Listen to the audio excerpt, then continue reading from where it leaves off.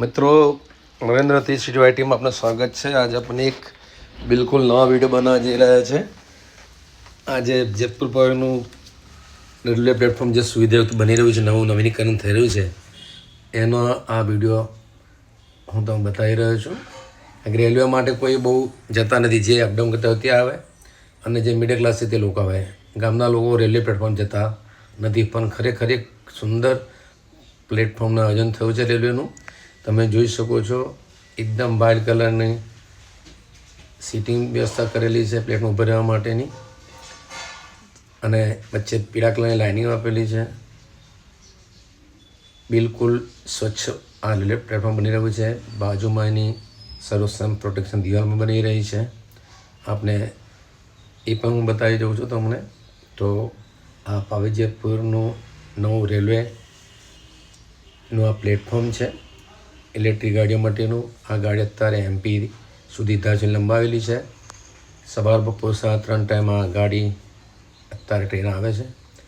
તમે જોઈ શકો છો આનું પ્લેટફોર્મ છે। ઊભા રહેવા માટેના જે વોલ એ મૂકેલા છે। 2 લાઈન આપેલી છે રેલવેની। ભવિષ્યમાં 2 વે પણ ચાલુ થઈ જશે રેલવેની, એવું કહી શકાય। આ પ્લેટફોર્મનું નવીકરણ થયેલું જોઈ શકાય છે આપને પાવી જેતપુરનું।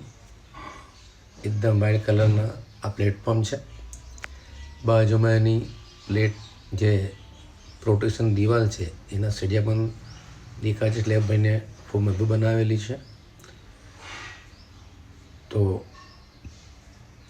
આ રેલવેના આધુનિકરણ અમે જોઈ શકીએ। પાણીના નિકાલની સુંદર વ્યવસ્થા છે, સ્વચ્છતાની વ્યવસ્થા છે। આ યલો કલર લાઇનિંગ આપેલી છે અને પાર્ટીશન પાડીને આગળ ખૂબ મજબૂત પથ્થર મૂકેલા છે પ્લેટફોર્મની અંદર ટ્રેનમાં ચડવા માટેના। અહીંયા 12 માસ જે રેલવે યાત્રાઓને મુશ્કેલી ના પડે, ઓલ વેધર પ્રૂફ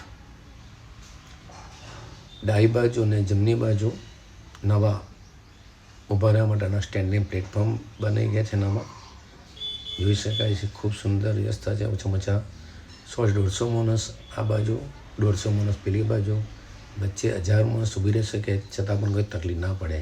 આ મોટા શેડ બનાવેલા છે એનામાં।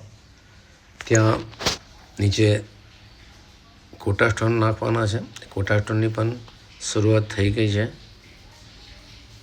આ હાઇડન કેમેરા મૂકેલા છે રાઈટ સાઈડ, લેફ્ટ સાઈડ અને મધ્યમાં ખૂબ મોટો ચારે બાજુ 360 ડિગ્રી વાળો કેમેરો મૂકેલો છે, એ જોઈ શકાય છે। આધુનિક વોશરૂમ છે, પાણીની વ્યવસ્થા છે, જનરેટરની વ્યવસ્થા છે, જોઈ શકાય છે। આ શેડ રાઈટ સાઈડ બાજુનો શેડ છે, કામ ચાલુ છે। આ એટલા માટે બતાવવાનું કે બધા લોકો આ રેલવે પ્લેટફોર્મ આવતા નથી ચાલવા માટે કે દેખવા માટે। તો જે લોકો નથી આવતા એમને પણ આ માહિતી મળી શકે, અને એકવાર આ પ્લેટફોર્મની મુલાકાત તો લેવી જોઈએ કે આપણા ગામનું રેલવે પ્લેટફોર્મ છે અને આપણે આટલી સુંદર વ્યવસ્થા થઈ ગઈ છે। આ જનરેટરની વ્યવસ્થા કરેલી છે, જોઈ શકાય છે। હવે એની મધ્યમાં જે સેન્ટ્રલ પ્લેટફોર્મ છે ખૂબ મોટું બનાવેલું છે। ઓછામાં ઓછા 1000થી 1500 માણસ મળી શકે। ડિજિટલ ઘડિયાળ છે એ ચમકી રહી છે। ત્યાં પણ કોટા સ્ટોનનું નાખવાની વ્યવસ્થા ચાલી રહી છે। બેઠક વ્યવસ્થા માટેની વ્યવસ્થા ચાલી રહી છે। પાણીના નિકાલ માટેની આ ગ્રીલ નાખેલી છે। પાણી કોઈ જગ્યાએ ભરાય નહીં અને પાણી સીધું બહાર તલાવમાં જતું રહે, એ આ એની સુવિધા બતાવેલી છે। બાજુમાં કોટા સ્ટોન બેસાડવાનું ચાલી રહ્યું છે, કામ શરૂ છે। એક આ સેન્ટ્રલ બિગ પ્લેટફોર્મ છે વિથ ફૂલ એરેમેન્ટ ફર્નિચર સાથે, સુવિધા સાથે જોઈ શકાય છે। આ મધ્યમાં આવેલું 360 ડિગ્રી વાળો કેમેરો છે, એ ચારે બાજુ એનું વિડીયો રેકોર્ડિંગ ને શૂટિંગ કરી શકે છે। ટિકિટ બારી છે। આગળ લેફ્ટ સાઈડમાં પણ આ કામગીરી ચાલુ છે પોલની। આ મધ્યનો બિગ કેમેરો છે। ગટર લાઇનનું એરેન્જમેન્ટ છે પાણી નિકાલ માટેની। બાજુમાં પ્રોટેક્શન દિવાલ બની ગઈ છે, જોઈ શકાય છે ખૂબ મજબૂત બનાવેલી છે. એટલે સંપૂર્ણ સુવિધાવાળું આ પાવેજપુર રેલવે પ્લેટફોર્મ છે.